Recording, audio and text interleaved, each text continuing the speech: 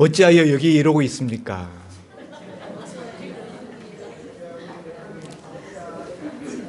어찌하여 거기 그러고 계십니까?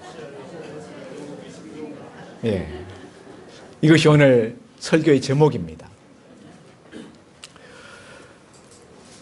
하나님의 놀라운 능력을 체험하고 하늘에서 불을 내리고 또 3년 6개월 메말랐던 그 땅에 하늘 문을 열고 비를 내리게 하였던 엘리야. 그는 승리의 감격에 정말 가슴이 벅찼습니다. 이제는 온 이스라엘 백성들이 여호와 앞에 돌아오겠거니라고 기대하였습니다만 하루가 지난 다음 이스라엘 백성들에게서 또 아합 왕이나 이세벨에게서 아무것도 변화된 것이 없다는 것을 발견한 엘리야는 기대했던 그 모든 기대가 순식간에 다 무너지는 것을 경험하면서 극심한 낙심과 우울증에 빠지게 됩니다. 그리하여서 남쪽 유다 나라에 속한 그 최남단 부엘세바까지 가서 거기에서 광야로 들어가 로뎀나무 밑에 쓰러져서 하나님 앞에 죽기를 구합니다. 여호와여 넉넉하오니 내 생명을 거두어가 주옵소서. 그렇지만 하나님은 그런 엘리야에게 천사를 보내어서 한 병 물과 구운 떡을 주시면서 일어나 먹으라. 그렇게 두 차례 엘리야에게 물과 떡을 공급하신 다음에 천사를 통하여서 내 갈 길이 아직 남아있다 라는 말씀을 듣게 하십니다. 이후에 엘리야는 그 쓰러졌던 자리에서 벌떡 일어나서 40주야를 걸어서 40일 밤낮으로 걸어서 마침내 호렙산에 도착합니다. 그런데 여러분, 엘리야가 이렇게 호렙산을 향하여 찾아간 것은 천사가 그렇게 가라고 하나님의 지시를 전달했기 때문일까요? 아니면은 하나님이 직접 엘리야에게 너 여기서 누워서 이러고 있지 말고 너 호렙산으로 나를 찾아오너라 이렇게 하나님이 지시하셨기 때문일까요? 성경에 보면은 그런 말씀이 전혀 나와 있지 않습니다. 그러면은 엘리야가 자기 생각으로 자기 결단으로 호렙산을 찾아간 것일까요? 아마도 그렇다고 보아집니다. 제가 그렇다고 보아지는 이유는 오늘 성경에 보면은 엘리야가 쓰러졌던 자리에서 일어나서 하나님의 공급하시는 그 천사의 물과 떡을 먹고 난 다음에 8절 말씀에 보면은 이에 일어나 먹고 마시고 그 음식물의 힘을 의지하여 40주 40야를 가서 호렙에 이르렀다. 이렇게 기록되어 있기 때문이에요. 여기 보면은 그 음식물의 힘을 의지하여 갔다라고 되어 있어요. 만일 하나님의 명령, 하나님의 분부하심이 있어서 엘리야가 갔다면은 오늘 이 8절의 성경 말씀은 그 음식물의 힘을 의지하여 호렙산으로 찾아갔다고 되어 있지 않고 여호와의 말씀에 의지하여 그 여호와의 주신 말씀을 따라서 이런 식으로 기록되어졌을 것입니다. 그런 점에서 엘리야가 음식물의 힘만을 의지하여서 갔다라는 것을 보면은 하나님의 명령이나 지시, 분부하심이 있지 않은 상태에서 자기 결단, 자기 생각으로 호렙산을 찾아갔다고 보아지는 것입니다. 그렇다면 여러분, 호렙산이라는 곳이 가까운 곳도 아닙니다. 굉장히 먼 곳이에요. 40일을 밤낮으로 걸어야만 비로소 도달할 수 있는 아주 먼 곳입니다. 그곳에 이르려면은 40일을 걸어야 되니 그 발바닥이 어떻게 되겠습니까? 발바닥이 다 그냥 벗겨지고 발에서 피가 나야 될 거예요. 엄청난 고통을 감수하면서 그 호렙산을 찾아간 것인데 엘리야는 무슨 생각으로 무슨 집념으로 그렇게 40주야를 걸어서 호렙산을 찾아간 것일까요? 여러분, 우리도 가끔 산을 찾아갑니다. 좋은 명산을 우리가 찾아갑니다. 우리가 그렇게 산을 찾아가는 이유는 어디에 있죠? 그 경치를 감상하기 위해서, 혹은 거기 가서 좀 쉬기 위해서, 우리의 체력을 증진시키기 위해서 등등 그런 이유로 우리가 산을 찾아갑니다. 그러면 엘리야가 지금 그런 이유로 호렙산을 찾아갔을까요? 아니에요. 호렙산은 엘리야에게 있어서 그냥 산이 아니에요. 엘리야는 산을 찾아간 것이 아니라 정확하게 말하면 하나님을 찾아간 것입니다. 왜냐하면 오늘 성경이 그냥 호렙산을 찾아갔다라고 되어 있지 않고 호렙산 앞에 보면은 뭐라고 되어 있어요? 하나님의 산 호렙에 이르렀다. 이렇게 오늘 본문이 기록하고 있기 때문입니다. 8절 말씀에 40주야를 가서 하나님의 산 호렙에 이르니라. 호렙산은 하나님의 산이에요. 그래서 엘리야는 하나님을 만나려고 호렙산을 찾아갔던 것입니다.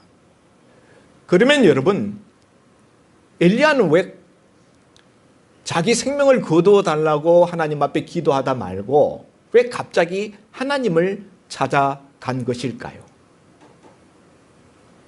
지금 40주야를 걸어서 갔다는 것은 엘리야가 지독한 집념을 가지고 엄청난 도끼를 품고 갔다는 거예요. 보통 사람은 40주야 걸어갈 수도 없습니다.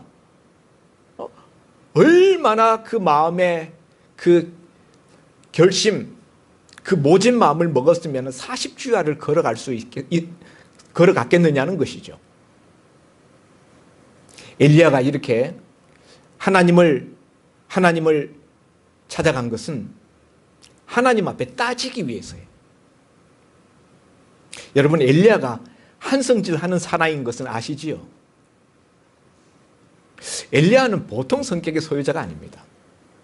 아방 앞에 나가서 내 말이 있지 않으면 수년 동안 비도 이슬도 있지 아니할 것이다.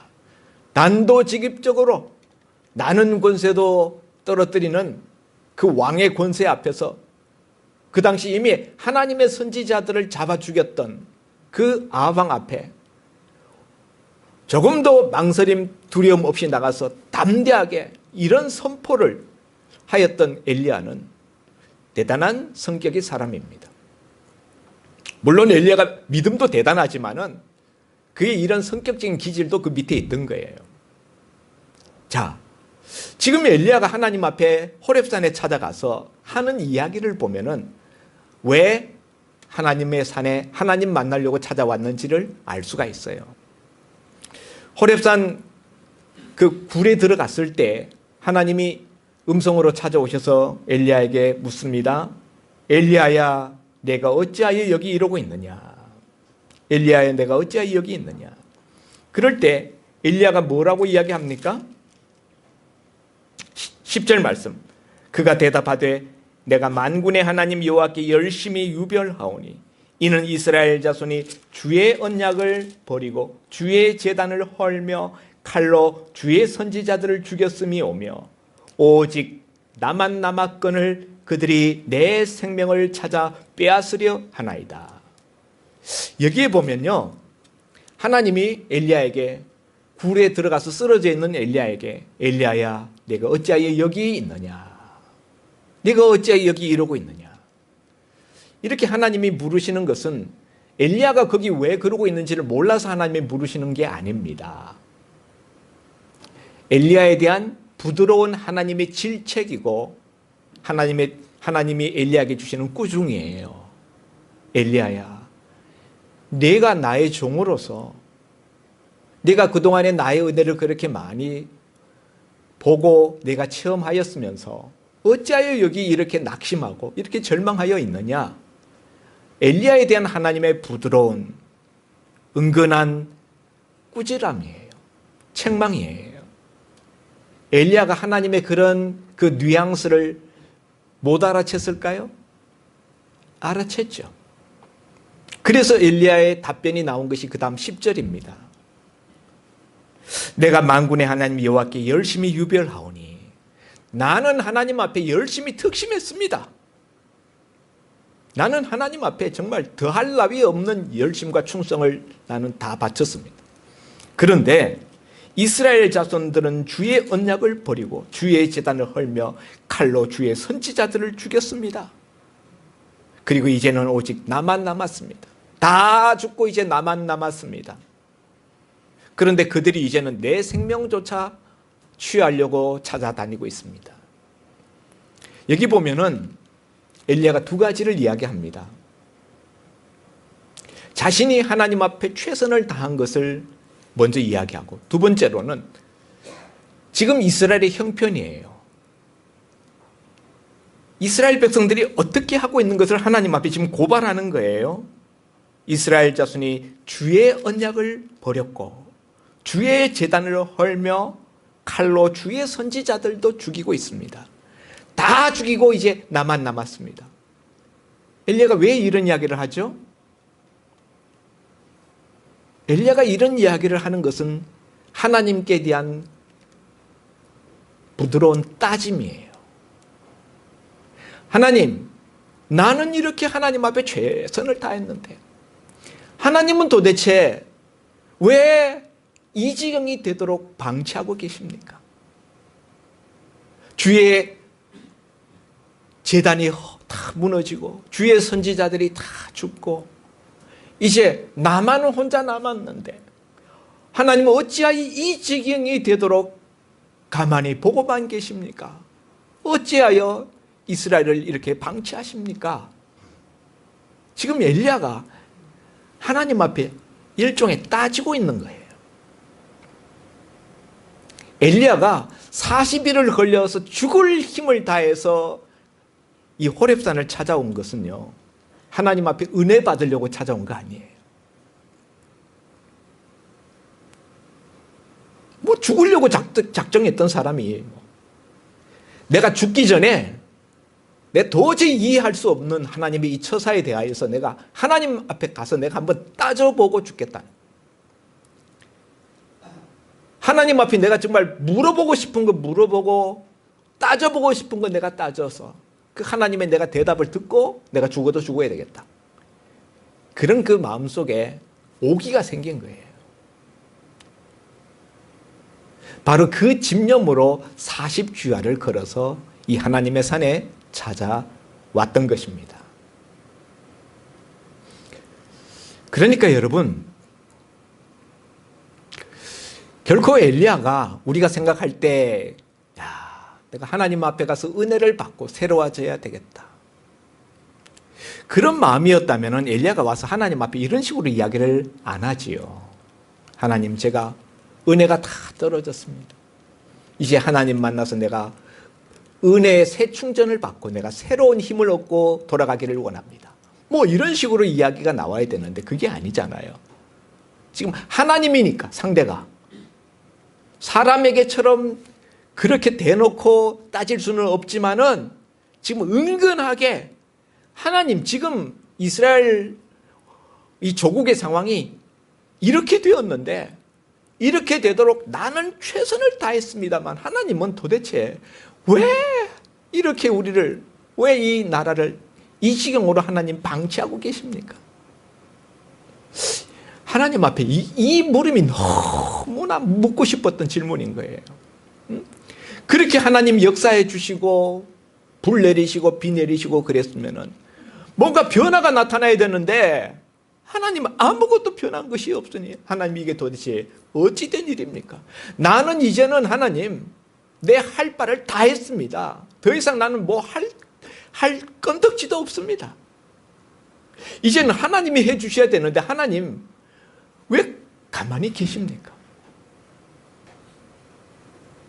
하나님이 가만히 계시니 결국 이제 저도 이제는 죽음 일보 직전입니다. 그런 이야기죠. 여러분, 엘리야의 심정이 이해가 되십니까? 그에 대한 하나님의 답변은 무엇이었습니까? 엘리야야, 너는 굴 어귀에 서라. 그 동굴 속에 있었던 엘리야가 일어나서 동굴 어귀에 섭니다. 그랬더니 하나님이 그 호렙산에 광풍을 일으켜서 바위들이 막 쪼개질 정도로 엄청난 바람이 지나갑니다. 그런데 그 속에 하나님이 계시지 않습니다. 그런 다음에 지진이 지나가요. 어마어마한 지진이 온 산을 뒤흔들어 버립니다. 그런데 거기에도 하나님 계시지 않아요. 그 다음에 지진 후에 불이 일어나서 땅이 입을 벌리고 지진 그 벌린 땅 속에서 불꽃이 막 올라옵니다. 불이 산을 관통하는데 불 가운데도 하나님이 계시지 않아요. 그리고 난 다음에 세미한 음성이 들리는데 엘리야야 내가 어찌하여 여기 있느냐. 세미한 음성이 엘리야를 불러요. 그리고서는 엘리야에게 그 소리가 말하기를 내가 어찌하여 여기 있느냐. 이건 앞서 이미 엘리야가 호렙산 동굴 속에 찾아 들어왔을 때 하나님이 그에게 물어보신 그 물음이었습니다. 하나님이 다시 엘리야에게 그렇게 물어보시는 거예요. 그러자 엘리야가 똑같은 대답을 합니다. 앵무새처럼. 14절 그가 대답하되 내가 만군의 하나님 여호와께 열심히 유별하오니 이는 이스라엘 자손이 주의 언약을 버리고 주의 제단을 헐며 칼로 주의 선지자들을 죽였음이오며 오직 나만 남았거늘 그들이 내 생명을 찾아 빼앗으려 하나이다. 여러분, 엘리야의 이 똑같은 대답은 지금 자기 속에 있는 그 물음이 해결되었다는 겁니까? 안 됐다는 겁니까? 해결 안 됐다는 거예요. 하나님은 여전히 지금 너의 그런 모습이 내가 마땅히 취해야 될 모습이냐? 라고 하나님이 물으시는데 엘리야는 하나님, 내가 뭘 잘못했습니까? 나는 최선을 다했습니다.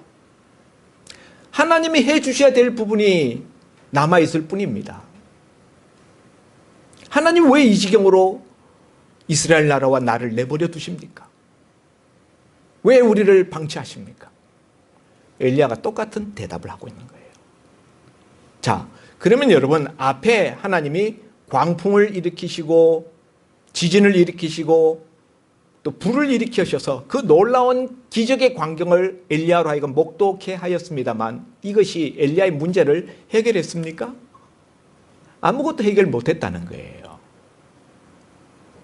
자, 하나님은 왜 그러면 광풍과 지진과 불을 엘리야에게 보게 하셨을까요? 이 초자연적인 이 놀라운 이 현상들은 다 하나님이 일으키신 것입니다. 아마도 제가 짐작하기에는 이것이 엘리야의 심정일 것 같아요. 엘리야가 하나님 앞에 올라와서 정말 하나님 앞에 말하고 싶은 것은 하나님 이스라엘을 하나님 손봐 주십시오. 이 하나님을 거역하고 대적하는 이 세력들을 하나님 쓸어버리십시오.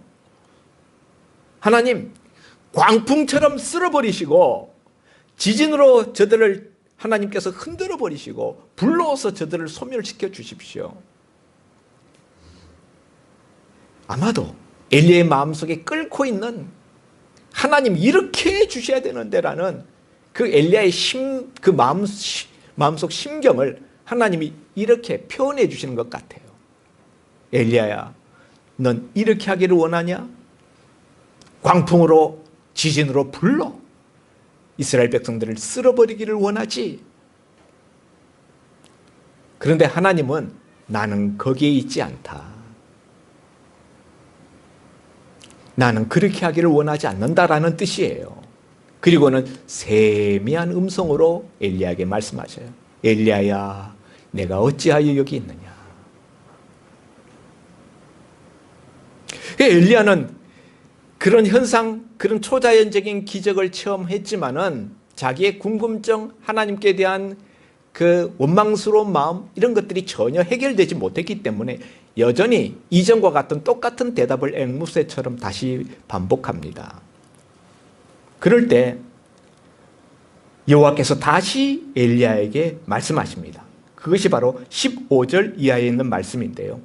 여호와께서 그에게 이르시되 너는 내 길을 돌이켜 광야를 통하여 다메섹에 가서 이르거든 하사엘에게 기름을 부어 아람 왕이 되게 하고 또 님시의 아들 예후에게 기름을 부어 이스라엘 왕이 되게 하고 엘리사에게 기름을 부어 너를 대신하여 선지자가 되게 하라. 하나님이 구체적인 행동 지침을 엘리야에게 말씀하고 계십니다. 세 가지예요. 너는 가서 아람에 가서 하사엘이라는 사람에게 기름을 부어서 아람 나라의 왕으로 세우라는 거예요. 또 이스라엘의 예후라는 사람에게 기름을 부어서 그를 이스라엘 왕으로 세우라는 거예요. 세 번째는 엘리사에게 기름을 부어서 너를 이어 하나님의 선지자가 되게 하라는 거예요. 자, 이 세 가지 지침을 엘리야에게 하나님께서 주고 계십니다. 이게 엘리야의 그 물음에 대한 하나님의 물음에 대한 하나님의 답변이에요. 왜 이게 하나님의 답변이 될까요?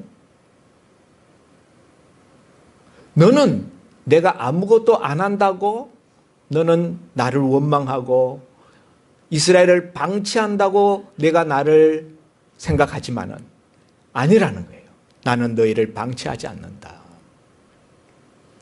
아합이 이세벨이 지금 권좌에 있어서 엘리야의 생각은 이 아합과 이세벨을 쓸어버려야 되는데 광풍처럼 지진처럼 불처럼 이 세력들을 다 쓸어버려야 되는데 하나님이 가만히 놔두고 계신 것 같아서 지금 엘리야가 가슴이 터지는 거예요. 그런데 하나님이 예후에게 기름을 부어서 이스라엘 왕이 되게 하라. 지금 이스라엘 왕이 누군데요? 아합인데 이 말은 아합을 하나님께서 심판하시고 아합과 그 세력을 멸하시고 새로운 왕을 예후라는 사람을 통해서 일으키시겠다는 거죠. 엘리야가 그렇게 원하였던 언제 저 아합과 이세벨의 세력을 하나님 심판하시겠습니까? 하였던 엘리야의 그 질문에 대하여 하나님이 내가 그렇게 이제 너에게 명령한다. 내가 이제 아합과 이세벨을 멸하겠다라고 말씀하시는 거예요. 하나님은 이스라엘의 역사를 주관하시는 하나님이라는 거죠. 하나님은 가만히 계시는 듯 하지만은 하나님은 하나님의 때에 하나님의 경륜에 따라서 이스라엘 역사를 통치하시고 다스리는 여전히 이스라엘의 진정한 왕 되심을 하나님이 지금 이런 식으로 표현하고 계시는 거예요. 뿐만 아니라 하나님은 이스라엘 나라만의 왕이 아니라 온 이방 나라의 왕도 되시는 것을 이방 아람 나라의 하사엘이라는 사람에게 기름을 부어서 그로 하여금 아람 나라의 새로운 왕이 되게 하라. 이것은 하나님이 이방 나라의 역사들도 하나님의 장중에 쥐고 통치하신다는 것을 보여주는 것입니다. 하나님은 이스라엘의 역사뿐만 아니라 이방 나라의 역사까지도 그 장중에 쥐고 운행하시는 하나님이신 것을 엘리야에게 가르쳐주고 계신 것이지요. 내 생각처럼 나는 가만히 있는 것이 아니라 나는 여전히 이스라엘과 온 이방 나라의 역사를 내가 관장하고 내가 통치하고 내가 다스리고 있다. 그걸 엘리야에게 깨닫게 하시는 거예요. 그 다음에 엘리야가 계속 하나님 앞에 푸념처럼 하는 이야기가 다 죽고 나 혼자 남았습니다. 나 혼자 남았습니다. 너무 외로워하는 거예요. 그러니까 엘리사에게 찾아가서 기름을 부어서 그로 하여금 선지자가 되게 하라. 그리고 별첨, 하나님의 별첨이 있어요. 뭡니까? 맨 마지막 절. 그러나 내가 이스라엘 가운데 7,000명을 남기리니 다 바알에게 무릎을 꿇지 아니하고 다 바알에게 입맞추지 아니한 자니라. 엘리야는 계속 하나님 앞에 다 죽고 나 혼자 남았습니다. 그런데 하나님은 아니야. 7,000명이나 내가 남겨두었어. 이렇게 엘리야에게 말씀하십니다. 그래서 엘리야의 그와 같은 그 말이, 그런 생각이 너무 지나친 비극적인 부정적인 그런 사고방식이다 라는 것을 엘리야에게 하나님께서 깨닫게 하시는 거죠. 성도 여러분, 이 하나님의 말씀을 듣고 그 다음에 어떻게 됩니까? 그 다음 절 19절 보면 엘리야가 거기서 떠나, 그 동굴 속에 있었던 엘리야가 그 웅크리고 있었던 자리에서 떠나서 이전에 자기가 사역하였던 그곳으로 돌아갑니다.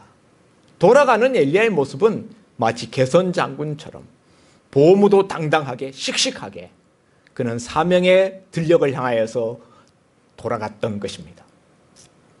성도 여러분, 하나님의 세미한 음성, 우리가 겉으로 볼 때는 굉장히 미약해 보여요. 그런 것보다는 초자연적인 기적, 광풍 혹은 지진, 불, 이런 역사가 훨씬 더 능력 있게 우리에게 다가오지 않습니까? 그러나 여러분, 그런 초자연적인 현상들, 그런 기적들은 사람을 바꾸지 못했다는 거예요. 엘리야의 그 낙심한 마음을 바꿔주지 못했습니다. 그 어마어마한 기적을 체험하고 목격했다는 것이 엘리야의 믿음을, 엘리야의 그 낙심한 마음을 추스려 주지 못했어요.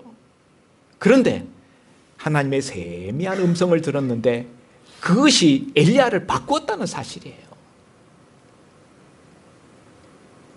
성도 여러분, 오늘 하나님이 이런 방식으로 엘리야를 대하는 것은 이스라엘 백성에 대하여서 하나님이 기적으로 그들을 역사하셔서 그걸 통해서 억지로 그들을 바꾸려고 하시는 것이 아니라 이제는 하나님의 세미한 음성, 말씀으로 이스라엘 백성들에게 듣게 하시고 그 말씀을 전하는 선지자들을 통하여서 하나님의 음성이 증거되게 하셔서 말씀으로 사람들을 바꾸고 말씀으로 이스라엘을 이끌어 가시겠다는 하나님의 뜻을 밝히신 것입니다. 성도 여러분, 오늘 우리도 살다가 보면은 엘리야처럼 우리가 낙심하는 때가 있어요. 하나님에 대하여서 항변하고 싶은, 하나님에 대해서 따지고 싶은 때가 있습니다.